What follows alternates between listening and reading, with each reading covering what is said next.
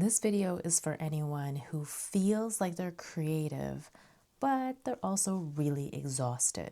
Who are juggling work and kids, caring for other people, and art just keeps getting pushed aside.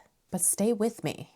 I'm going to talk about a 5-minute art practice that's going to help you come back to your creative spark. My name is Jenny. I'm a creative mentor, a psychiatric nurse, and most of all, I am excited to help people create their visions into something impactful for them. So I used to wait. I wait and I wait and I wait for the perfect time to create, to be quiet, to slow down, but life just doesn't slow down. You hear me? I was so frustrated with the fact that I wasn't able to sit down and just create for me. And the longer that I drawn this out, the more frustrated I was at myself. So one day I just sat down and I said, you know what? F it. I'm just going to open up my journal and I'm going to write myself some questions. Like, why do I not create for myself? What is holding me back from creating? And I started answering these questions and I realized it was the weight of all these hats I wore, all these responsibilities that I had. And as I'm writing the answers to these questions, I notice most of all in my body that I didn't need more time. I just needed to give myself permission. I talk about permission often, but really it's the permission to be present.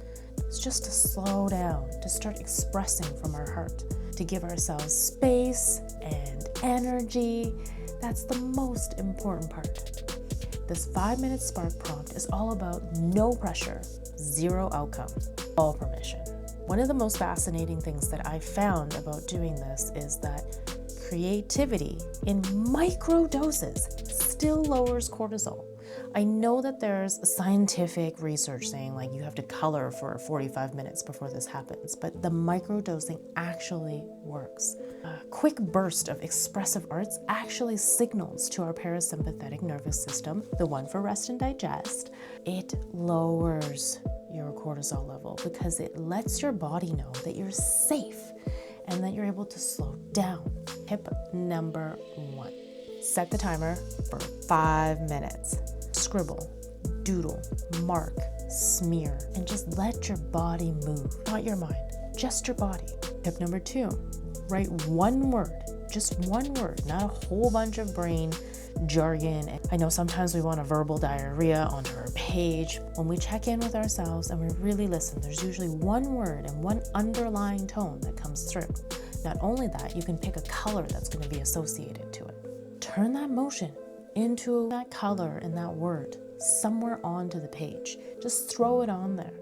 Big scribble letters, small scribble letters, over and over again. You have lots of options here.